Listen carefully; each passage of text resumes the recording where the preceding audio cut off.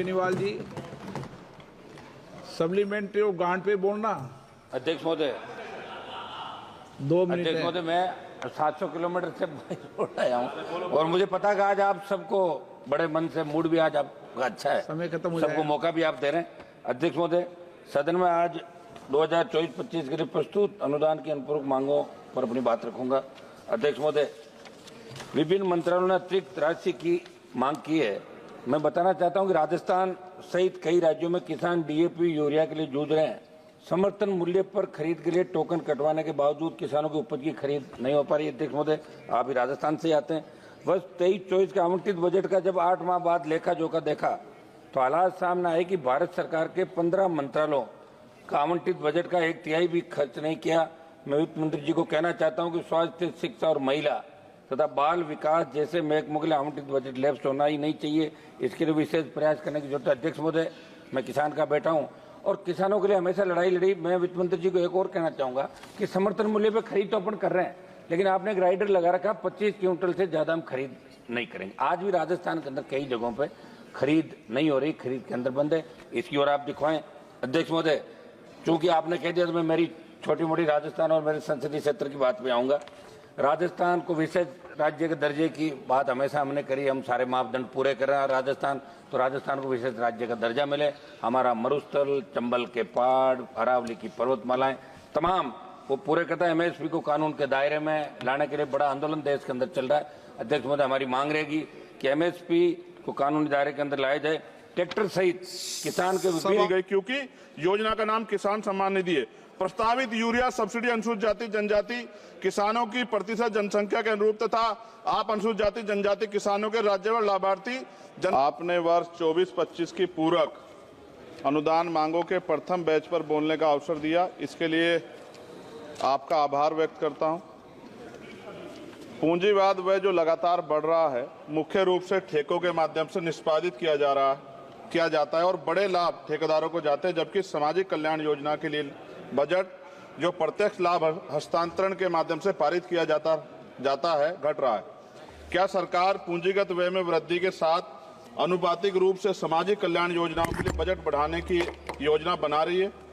अनुसूचित जाति के कल्याण के लिए आवंटन पर विवरण यह दर्शाता है कि बजट के अनुमान 23-24 को 158,161 करोड़ रुपए और संशोधित अनुमान 23-24 का 146861.08 करोड़ रुपए, जबकि बजट का अनुमान 24-25 का 165597.70 करोड़ रुपए है, जबकि बजट परिव्यय 4765,768 करोड़ रुपए है, जो कुल बजट परिव्यय का लगभग 3% है। यदि नहीं तो अद्यतन आंकड़े क्या हैं?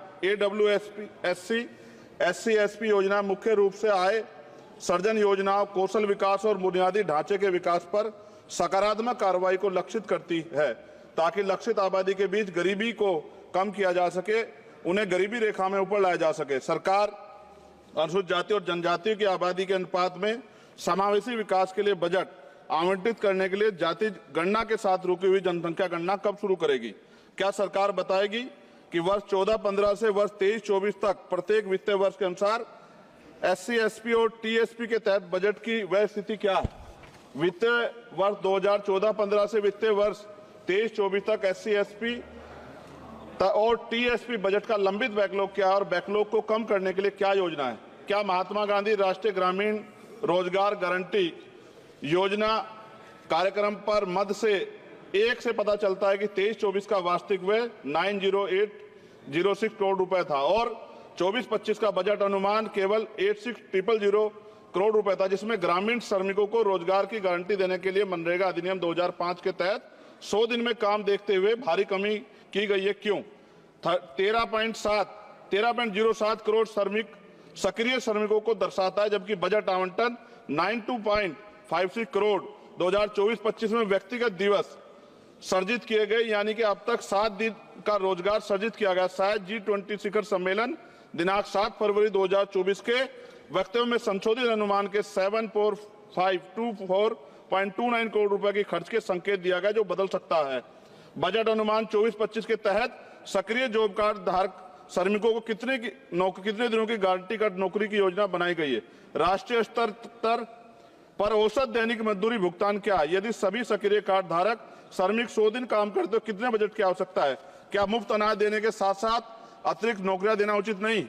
क्या यह वांछनीय नहीं कि सक्रिय कार्ड धारक श्रमिकों को कम से कम 6 महीने में 180 दिन की आजीविका रोजगार सुनिश्चित करने के लिए मनरेगा निधि में वृद्धि की जाए, ताकि उनमें अपनी रोटी कमाने का गर्व की भावना पैदा और सम्मान के साथ जीने का अधिकार को बढ़ावा मिले।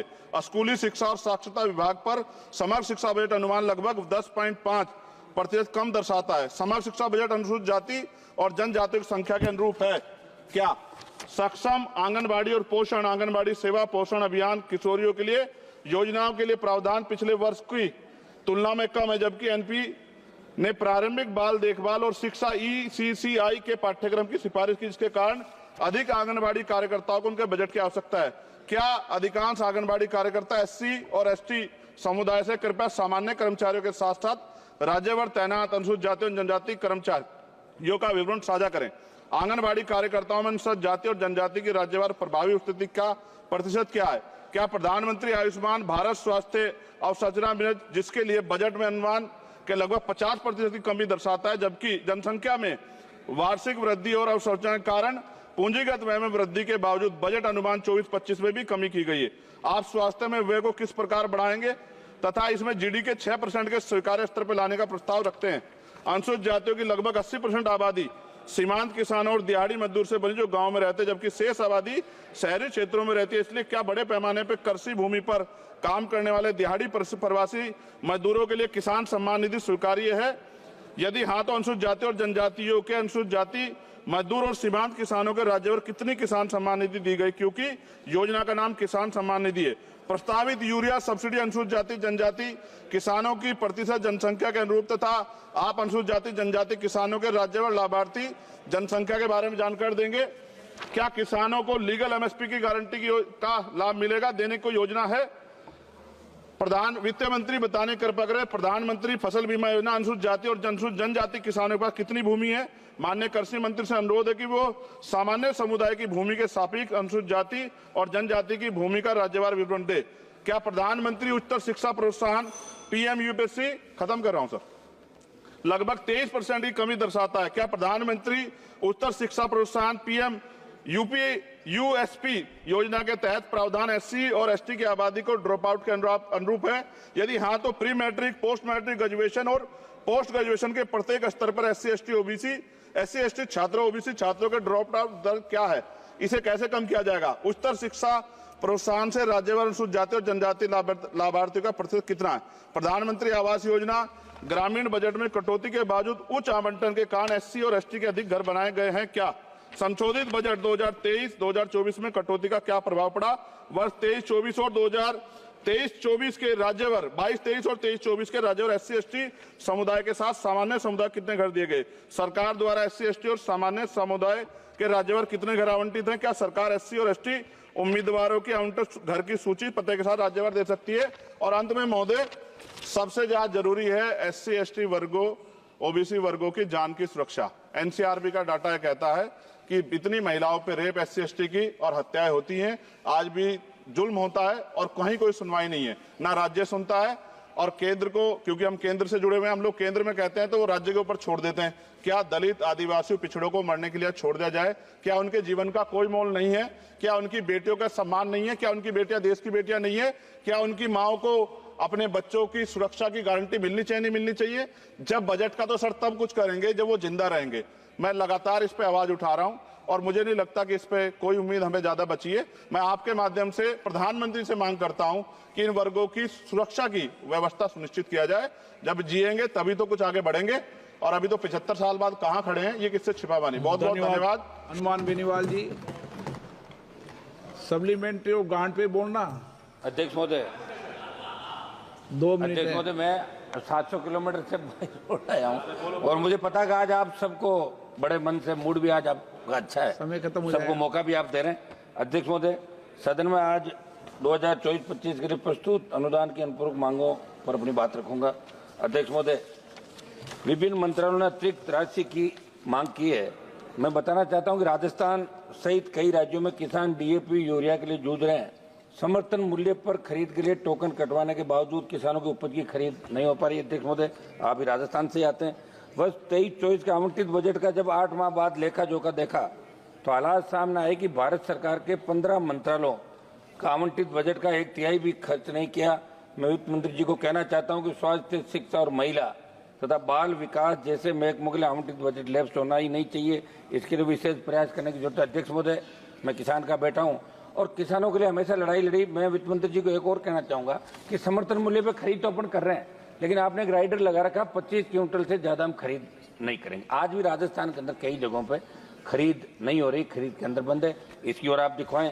अध्यक्ष महोदय, चूंकि आपने कह दिया तो मैं मेरी छोटी मोटी राजस्थान और मेरे संसदीय क्षेत्र की बात पे आऊंगा। राजस्थान को विशेष राज्य के दर्जे की बात हमेशा हमने करी, हम सारे मापदंड पूरे कर रहे हैं। राजस्थान तो राजस्थान को विशेष राज्य का दर्जा मिले। हमारा मरुस्थल, चंबल के पहाड़, अरावली की पर्वतमालाएं तमाम वो पूरे करता है। एमएसपी को कानून के दायरे में लाने के लिए बड़ा आंदोलन देश के अंदर चल रहा है। अध्यक्ष महोदय, हमारी मांग रहेगी कि एमएसपी को कानूनी दायरे के अंदर लाया जाए। ट्रैक्टर सहित किसान के सभा की कार्रवाई